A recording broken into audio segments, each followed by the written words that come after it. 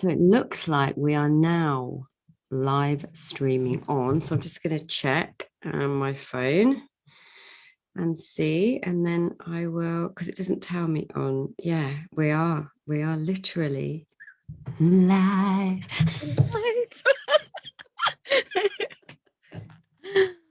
Right, so I'm going to press record because obviously this is for my podcast, but we're live streaming into the group so everyone can see it. So I will get you to introduce yourself in just 3 secs, so bear with me. Okay. Hello guys, this is Charlie Wall here, recording live streaming into my Facebook group and recording for my podcast Courage Dear Heart, and I'm being joined today by lovely Habir Kaur, who is coming to talk to us about her experience of working with me and her experience over the last year.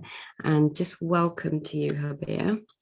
Oh, thank you so much, Charlie, and hi to anyone who's watching, who's maybe thinking of, studying with you, Charlie, and learning about the 3 principles, because it's been a journey that I've been on for the last year. So. Yeah, so let's tell the listeners and the watchers a little bit just about you in general. Like, who are you? Well, I live in Edinburgh in Scotland, so a lot of you might be in England or in other places in the world, but Edinburgh, Scotland. And I'm a personal injury solicitor. I'm a single mum. I've got a 10-year-old boy who drives me up the wall, especially with homeschooling and lockdown, and that's been a nightmare. But he's my world, he knows he's my world. And his dad's not in the picture, so it's very much been left kind of to me to raise him. And as I say, I'm a solicitor as well, so I started law very late in life. I started when he was 1 year old in terms of studying, and sort of studied part-time, and did well on my law degree, got my LLB, won a university medal for my academic achievement, and Wow. then went to, there's only sort of 6 places that you can go to do your diploma in Scotland, but I went to one of the best sort of places I could to then do my LLB. And yeah, I'm a personal injury solicitor, so don't have any accidents. I can't help you unless you're in Scotland. but don't call me. but yeah. Oh, well, that's a lovely introduction. Gemma has said hello, so she's watching you. Oh, hi. So what I'd love to hear, because I know that you came via my sister, who's also in Edinburgh, Yeah. and she thought that you might get something out of my group. So can you tell the listeners like what life was like for you before you came across my work? That's right. Yeah, I knew Vixie because Vixie's a sort of massage therapist. So actually, that's how I met Vixie, Charlie's sister. Initially, I was a client of Vixie's, and then during lockdown, I think I mentioned to her that I was struggling with anxiety, pretty severe anxiety. I think the best way I can describe it is that it was the loss of control. Suddenly, my whole routine was disrupted. I had my routine of waking up at 5:30 every morning, getting ready, getting my son ready for school, and dropping him off at school, going to work, coming back from work, picking him up, coming back home, having dinner, that usual routine, and then suddenly it was just gone. There was nothing. It was just constantly being at home, then having to struggle with computers, Wi-Fi, trying to work at home, trying to deal with his schoolwork. And just, I felt so overwhelmed. It was like this whole weight on my chest. And it was just anxiety. And if Charlie, you'll remember right at the beginning, I was so overwhelmed that when I was talking, I couldn't talk like this. I was talking fast because it was all these things that just seemed to be out of control. And I had so many thoughts that it felt like a huge weight that just wouldn't lift off my chest. My breathing was affected. I'd have really severe panic attacks. And it was after the panic attacks. One morning I remember, and I think that was when I reached out to Vixie. I'd woken up as normal, but I couldn't move.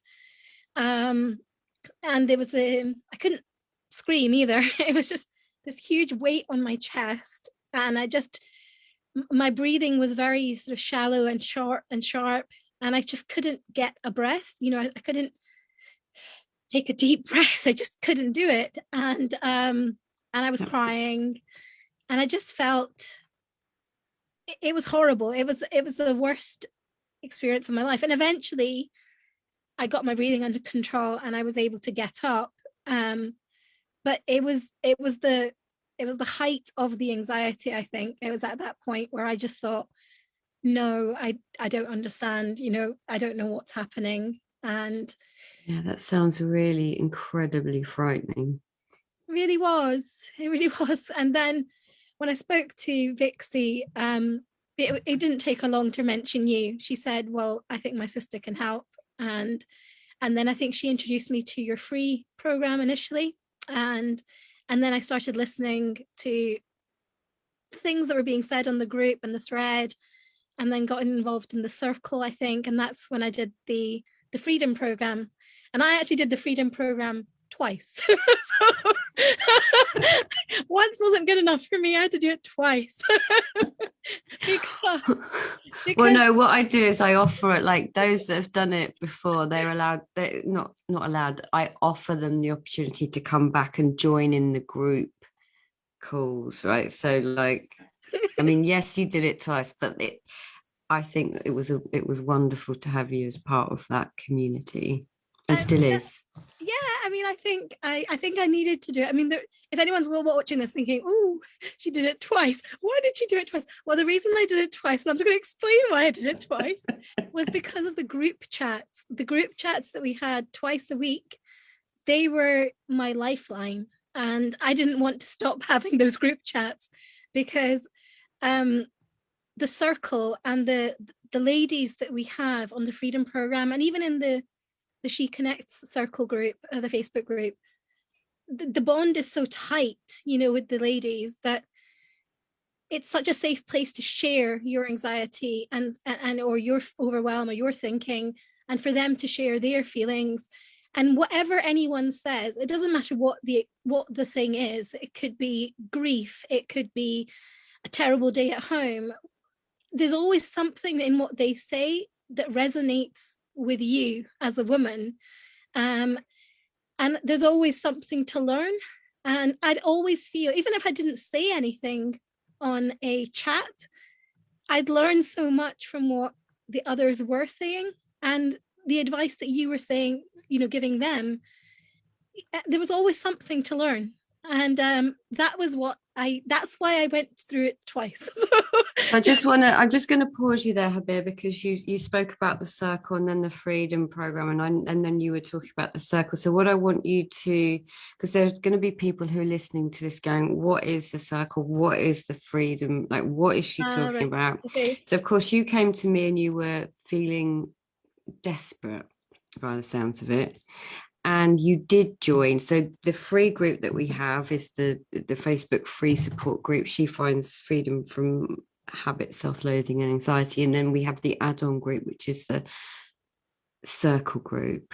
Okay, so you're talking about, you were introduced into the circle group at that point. So you started to get little feelers, firstly for the community of women, but secondly for what I was pointing to. Would that be fair to say? Oh yeah, that's 100% right. And I think the journey for me began when you sent me the link for I think it was Bill Petty's YouTube video that was when I started sort of developing an insight into the three principles. And then, of course, I started watching Sid Banks and his lectures. And it just spoke to me. There was something in the innocent way that Sid Banks explained things. And God rest his soul, he's not here, but anyway, but his wisdom lives on through those lectures that he gave. Mm-hmm. And he put it so simply, and it's hard. I mean, you have to really listen. You have to be receptive to the words for them to really have an impact. It doesn't. And I would get very frustrated when I first, if I go back to March 2020, I was so eager to get this in my head.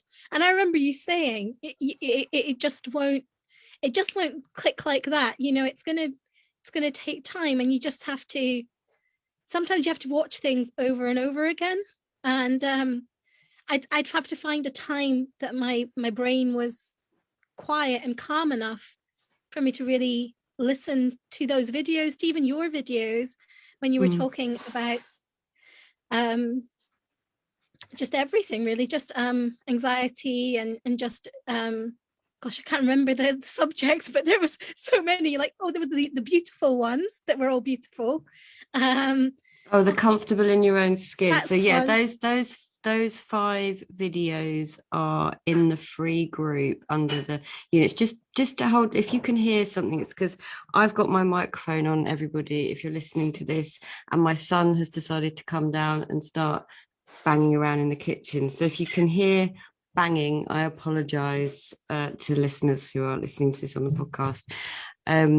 That's the advantages of working from home. Which we all know and love really dearly now after a year of doing it. So yeah, what you were saying there is that you just very gently nourished yourself and listened. You heard something which kept you in the conversation, yeah?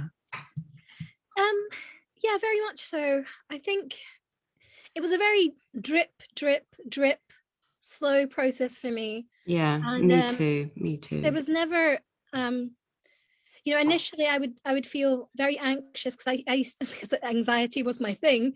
I'd feel anxious that other people were getting it a lot quicker than I was. And I thought, well, how is it they are seeing an insight, but I'm not seeing an insight? But I realized that they were probably just better at listening than I was.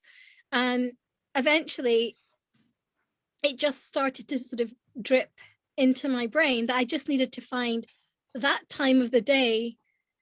And for me, the earliest time of the day was the best time of day, because I hadn't really done anything at that point. So I was more receptive, and it was before my whole daily routine would start of worrying about this, that, or the other.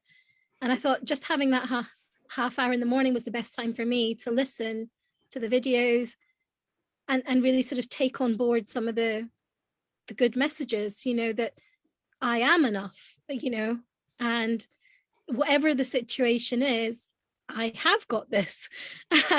and I don't always have to imagine the worst. I don't have to play this video in my brain that this will happen if I do this. I just have to trust my instincts, because we're all innately wise. We all have wisdom. We all know what the right thing to do is, even though we might be unsure.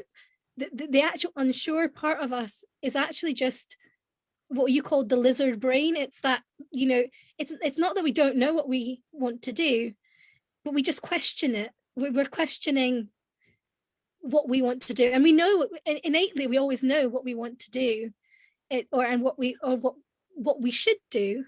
It's just that we get caught up in the thinking, and that's what I've struggled with, actually. That's been my big my big thing. That's been and if in all my discussions you probably will remember this, because I'd constantly be playing this video, you know, like, oh, but I can't do this, Charlie, I can't do this because this will happen. Or, you know, if I had to meet my ex, you know, at the time when I had to take my son to see him, I was always worried that he'd push my buttons and I'd get upset and there'd be a big fight, you know. Constantly, you know, I would always pre-think what was going to happen.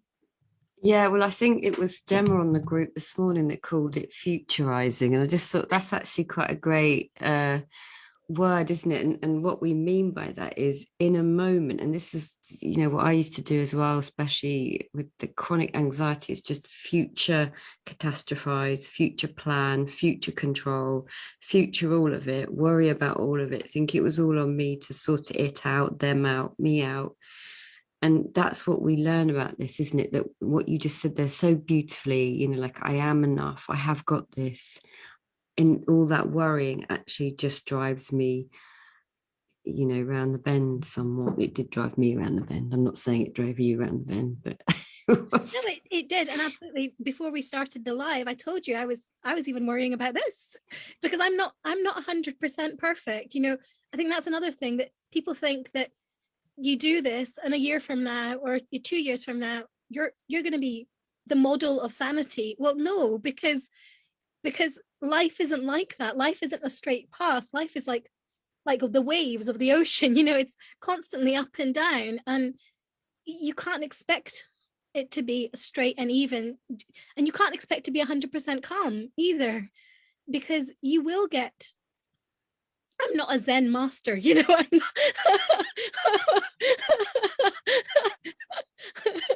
And I'm not a Buddhist monk, you know. I have a child, I have obstacles, I have challenges. I'm a real woman with real problems every day, and I just have to be the best I can be, um, every day. You know, I don't have to be perfect. Um, but just knowing that if I calm myself, if I breathe, think calmly, I will know what the answer is. So today I was anxious about this video. I went for a walk. I went for a 2-hour walk along the beach, and I calmed myself down. And that worked, you know, that worked. And sometimes, you know, as you say, walking to wellness, that works. Meditation works. But you have to be calm enough to actually meditate. So you have to be in that place where you can. I think for me it was like learning like that piece about, oh, I can still have anxiety, but I know that I'm okay because I know it's going to move through me. Whereas before, I didn't know I was anxious and I lived in that place all the time from morning, noon till night, and, you know, at night. So I was constantly hyper vigilant. So when I started to see something around that, I it was astounding to me that I'd lived for so long in that anxious place. And so, like you've described, still being anxious, but you still were able to turn up. And I said to you, yeah, when I was interviewed for one of the podcasts I was interviewed, you know, I was nervous too. It's not like we don't get nervous, and it's not like we don't feel anger, and it isn't like with Zen masters. Or but what is it that you have that you know you have now that's different from back then? Well, I'm not constantly on the edge. Um, I think before I was constantly on the edge. I didn't smile. I had, you know, I was constantly waiting for the next disaster to come along. Just one thing, one more challenge in that day would be enough to just have me in tears, or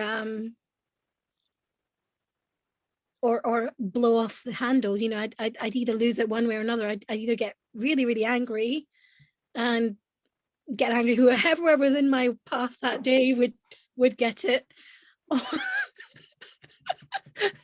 or it was the opposite extreme. It would be enough to reduce me to tears, you know. It was just, I was never Mm. happy. I was never happy. I was constantly worried, thinking And at the time it was work. Constantly thinking, oh God, what is going to happen today? Who's going to annoy me? What challenges are there going to be today? I wasn't enjoying my work. It wasn't as though, oh yeah, I've got to phone Mr. So-and-so. That'll be great. No, it was, damn, I've got to phone that client and he'll be in misery. And I've got to do 100 other things, and manage schoolwork on top. Whereas now, what is it like for you now? Well, my son is back at school. Best thing ever. He went back yesterday because, in Scotland, we have to be 1 week after you guys in England. We don't get the benefit. Oh God, I didn't realise that was 1 week. Oh yeah. He's only got this week and he's got Easter holidays starting next week. So yay. Great. They've really done a number on the parents.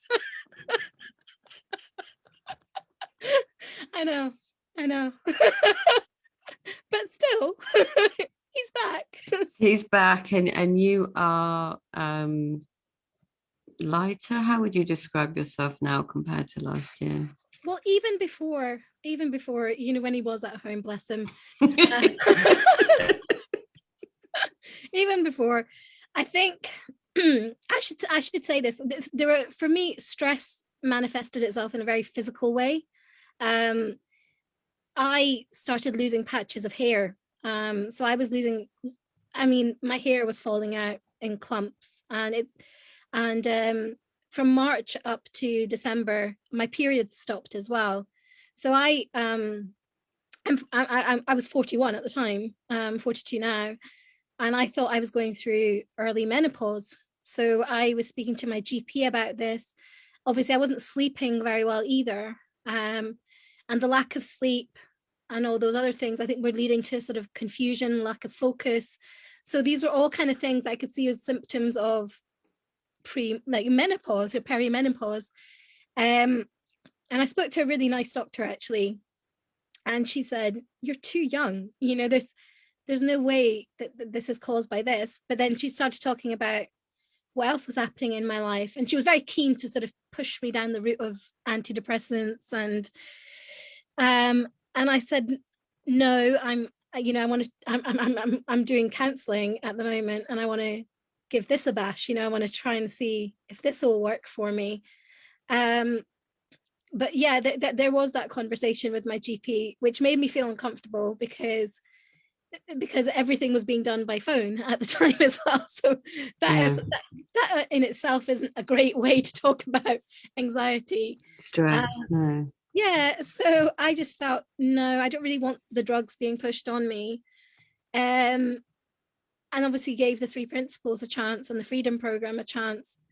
And all of this, if anyone's listening to this and thinking, oh yeah, that's me, my hair's falling out as well, or my periods have stopped dead, my periods and my hair started regrowing in December, and it wasn't one single thing that actually changed. It was a number of things.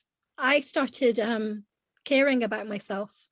I think that was the big change for me. I started drinking water. I know that sounds so simple, but I was drinking 2 liters of water, and my skin's better for it. You can see the shine. I started taking my vitamins every day. I started walking for fun, for me, not for anyone else, not to lose weight, just for me, to feel better. I start, and all these things helped me to worry less, and I think it helped me become a better mother as well, because I wasn't losing the plot with my son so much. Like, why are you not getting these fractions? I've explained this to you 10 times. Why are you, these conversations were happening less and less. I was having more patience with him, more patience with my mum, who I have a very strange up and down relationship with. Just generally, it was flowing into many areas of my life. And obviously I'll tell you, I mean, I faced redundancy back in September. And at the time I thought, oh my God, this is just another thing. But actually, I'll say this now, it was the best thing that ever happened to me because I was miserable in that job. It wasn't, the job wasn't right for me. I wasn't right for the job. And I wasn't the person that they needed. And that job was definitely not for me. Since then, I had time to reassess my life. You know, from then, I was able just to take a breather and think, what is it that I want? You know, what do I want? Where do I want to work? And I applied, and I landed a job last week. And it's at a firm that I like. People like me, and they like my down to earth nature. And I think that was the one of the main questions I had in my interview was, what kind of environment are you looking for? And I said, a down to earth nature. I want to be able to, I want to like the people I work with. And then they started smiling. And because what I was describing was what I wanted. And that appealed to them. And I got a job offer within 4 hours of the interview. So I think they are on my level. You know, they understand me. And I think having a positive outlook has helped me in many ways, because I know what I want and I'm able to vocalize that. And I think in that interview scenario, that helped me very well, because I could have just been a yes person and said yes to whatever they wanted, but that wouldn't have helped me in the long term. What I want is to work in an environment where I want to go in. I want to go to work. I mean, you might as well enjoy your job. You know, you spend so much time there. So yeah. That's so interesting to listen to that, because you started this conversation very beautifully, talking about your wisdom and your intuition, your common sense, and being really connected to that. And it feels to me like this year has been you learning to trust that part of you, that intuitive part of you that's always had your back, and then you were given the perfect job and all of that, because we've all, like, because you mentioned the circle group, you're in our circle group, you've done the freedom program, so you've got a strong community of women going, you can do it. Oh my God, those, the circle sisters, they'll be watching this, and I have to say hugely thank you so much, because you are like a family. You're like my second family. And there have been so many ups and downs in my life, and every time I reach out or put a post on the Facebook group, I get maybe about 10 responses back almost straight away from women who are like, you've got this, or they'll give me their advice. And it's hugely immensely supportive. They're just, they have your back. And I've made friends from that as well. I mean, some of them are my actual friends on Facebook as well. And after lockdown, yeah, I'm gonna come up. They're gonna have a meet up down south. Let's have a rave. Yes, we are going. We've got to do a circle system. I mean, we were supposed to do a retreat last year in Spain, but that got cancelled twice. So who knows? Anyway, we will definitely all meet up. So, what would you say to someone who was, sitting here listening and going, oh my God, that's me. I feel so anxious. I feel like I can't breathe. What would you say to that person? If you're sitting there and you can't breathe, first of all, I mean, my heart goes out to you, because it's very isolating and it's a very lonely place to be. And Charlie Wall, she's Charlie Wall is not the guru. She's the guide. The best way to I used to always say that I'm feeling good because of you, Charlie, but actually it's because you are helping me along the path to the knowledge that I have that's within me. Yeah. And I would say that Charlie can help you. The circle group can help you. The community of women that we have can help. We've all been where you are. Either we've had that anxiety or we've had that self-doubt. And it's a powerful group because it's a group for women, run by a woman. So we're not, it's a safe space. We're not, you shouldn't feel alone. um that community, that sisterhood is very powerful, and it's helped me, and it can help you, and that's what I would say. Well, this has just been wonderful, wonderful. You have a beautiful way with words and a lovely, beautiful face and a great smile. And thank you for doing this interview for the podcast. And I appreciate your time. And I'm going to turn everything off on here. So thank you so much. No problem. Right, let's stop the recording.